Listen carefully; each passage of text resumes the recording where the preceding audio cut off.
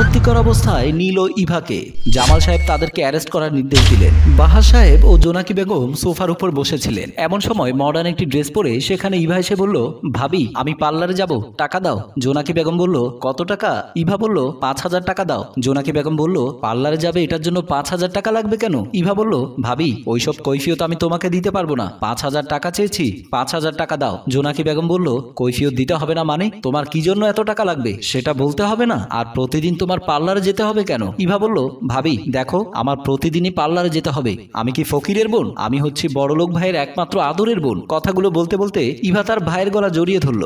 বলল, ভাইয়া তুমি ভাবিকে বলে দাও আমি যদি প্রতিদিন 5,000 টাকা করে খরচ করি তাও তোমার কি টাকার কমতি হবে? বাহার সাহেব তখন বলল, না তো, কমতি হবে না। তারপর বাহার সাহেব জেসির দিকে তাকিয়ে বলল, আমার বোন 5,000 টাকা চেয়েছে, ওকে 5,000 টাকা দিয়ে দাও। জোনাকি বেগম বলল, বোন চেয়েছে আর তুমি দিয়ে দেবে? একটু যাচাই বাছাই করবে না? বাহার সাহেব বলল, যাচাই বাছাই করার দরকার কি আছে? এই সম্পদের তার 4 আনি হক আছে। জোনাকি বেগম বলল, আছে বলে দিয়ে দিতে হবে এমন কোনো কথা নেই, বেশি আদরে নষ্ট হয়। ইভা বলল, দেখেছো ভাইয়া, দেখেছো ভাবি 5,000 টাকা দেবে, ওখানে কত কৈফিয়ত চাচ্ছে। বাহার সাহেব বলল, আচ্ছা বাদ দে, তোর ভাবি থেকে নিতে হবে না, ধর আমার থেকে নিয়ে যা। বাহার সাহেব 5,000 টাকা দিতে চাইলো, হাতে যা আছে সব ইভা টান দিয়ে সব টাকা নিয়ে গেল। জোনাকি বেগম বলল, হয়েছে তো এবার? বাহার সাহেব বলল, আহা বাদ দাও তো, চলো আমাকে একটু চা দাও। ইভা দোলা বিউটি পার্লারের সামনে এসে কলিং বেল টিপতে বিউটি পার্লারের মালিক দোলা বেগম দরজাটা খুলে দিলেন। ইভাকে দেখে দোলা বেগম বলল, কি ব্যাপার ধনির দুলালি, অনেকদিন পর আসলে? ইভা বলল, অনেকদিন পরে কই, এই তো গত সপ্তাহে এসে নিয়ে গেছি। দোলা বেগম বলল, এসো ভেতরে এসো, বাহিরে দাঁড়িয়ে কথা বলে লাভ নেই। ইভা ও দোলা বেগম ভেতরে সোফাতে এসে বসলেন। দোলা বেগম বলল, আজকে কয়টা লাগবে?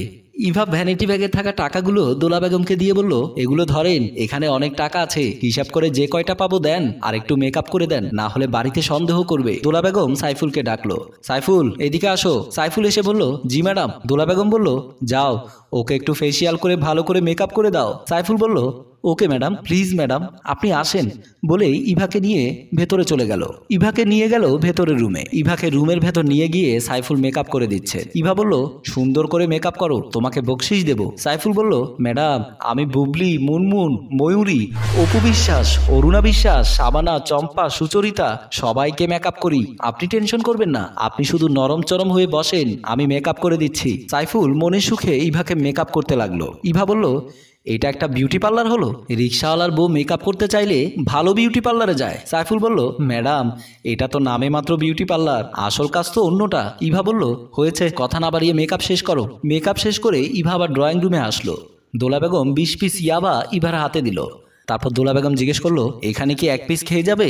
ইভা বলল, না না এখানে খাবো না, আমার বন্ধুদের সাথে নিয়ে ক্লাবে গিয়ে খাবো। এই বিউটির নামে দোলা বিউটি পার্লার। বিউটি পার্লারের মালিক দোলা বেগম বিউটি পার্লারের আড়ালে মাদক ব্যবসা শুরু করেছেন। শুধু কি মাদকের ব্যবসা, এখানে ধনীর দুলালিরা এসে ওদের পছন্দের পুরুষটিকে নির্বাচন করে তার সাথে কিছুক্ষণ সময় কাটিয়ে যেতে পারেন। বিনিময়ে বিউটি পার্লারের মালিক দোলা বেগমকে কিছু টাকা দিতে হয়। ইভা এরকম একটা কিছু করবে, তাই বিউটি পার্লারের মালিক দোলা বেগমকে বলল, আপা আজকে নতুন কোনো ছেলে এসেছে? দোলা বেগম বলল, নতুন তো একটা এসেছে, তোমার পছন্দ হবে কিনা দেখো। ইভা বলল, দেখাও তো। দোলা বেগম নীলকে ডাকলো। নীল আসলো। ইভা সামনে পেছনে ঘুরে ঘুরে নীলকে দেখতে লাগলো। নীলের হাতের বাহু টিপে এবং বুক চাপড়ে বলল, কতক্ষণ পারবে? নীল বলল, আমি যন্ত্র মানবের মতো হয়ে গেছি, আপনি চাইলে 1 ঘন্টা, না চাইলে 1 মিনিট, যতক্ষণ বলবে ততক্ষণ চলবে, থামতে বললে থেমে যাব। ইভা বলল, গুড, আমার 2 ঘন্টা লাগবে। দোলা বেগম বলল, আমি নিজেই ওর সাথে ট্রাই করেছি, ও টানা 3 ঘন্টা আমাকে সুখ দিয়েছে, একটুও হাঁপিয়ে যায়নি। ইভা বলল, ওকে 2 ঘন্টার জন্য কত দিতে হবে? দোলা বলল, 2 ঘন্টার জন্য 2000 টাকা দিলেই হবে। ইভা ভ্যানিটি ব্যাগ থেকে 2000 টাকা বের করে দোলা বেগমের হাতে দিল। তারপর নীলকে জড়িয়ে ধরে রুমে চলে গেল। জোনাকি বেগম ইভার রুম ঝাড়ু দেওয়ার জন্য রুমে গেলেন। রুম ঝাড়ু দিতে গিয়ে হঠাৎ জোনাকি বেগম খেয়াল করলেন ইভার রুমের মধ্যে সিগারেটের অবশিষ্ট অংশ। জোনাকি বেগম সিগারেটের অবশিষ্ট অংশ দেখে ভাবলেন, ইভার রুমে সিগারেট কোত্থেকে আসবে? জোনাকি বেগম খাটের উপর বালিশের নিচে হাত দিতেই সিগারেটের প্যাকেট সাথে কিছু ট্যাবলেট খুঁজে পেল। জোনাকি বেগম ভাবলো, এগুলো কিসের ট্যাবলেট, আর ইভা কখন থেকে সিগারেট খাওয়া শুরু করেছে? জোনাকি বেগম খুব টেনশনে পড়ে গেল। সিগারেটের প্যাকেট এবং ট্যাবলেটগুলো হাতে নিয়ে সোজা রুম থেকে বের হয়ে গেলেন। ড্রয়িং রুমে বসা বসাছিলেন বাহার সাহেব। জোনাকি বেগম এসে বলল, দেখো তো এগুলো কিসের ট্যাবলেট, আর দেখো তোমার বোনের বালিশের নিচে সিগারেটের প্যাকেট। বাহার সাহেব ট্যাবলেটগুলো হাতে নিয়ে বুঝতে বাকি রইল না এগুলো জীবন ধ্বংসকারী নেশার ট্যাবলেট ইয়াবা। বাহার সাহেব খুব টেনশনে পড়ে গেল। আচ্ছা, ইদানিং ইভা কার সাথে মিশে, কোথায় যায়, তুমি কি কিছু জানো?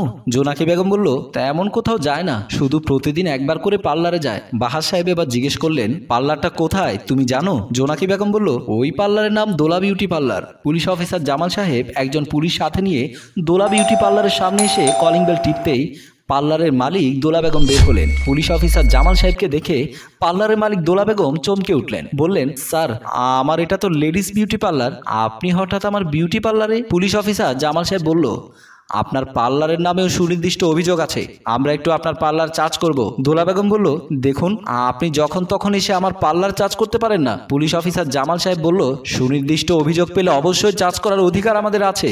কথা না বাড়িয়ে পুলিশ অফিসার জামাল সাহেব পার্লারের ভেতরে ঢুকে গেলেন। পার্লারে ঢুকে পার্লারের তেমন কোনো নমুনা জামাল সাহেবের চোখে পড়ল না। শুধুমাত্র একটা কিচেন রুমের উপর কিছু মেকআপের জিনিসপত্র আর একটা প্লাস্টিকের চেয়ার। এটি নামে মাত্র বিউটি পার্লার। তাই উনি কাল বিলম্ব না করে রুমের মধ্যে ঢুকতেই দেখলেন আপত্তিকর অবস্থায় নীল ও ইভাকে।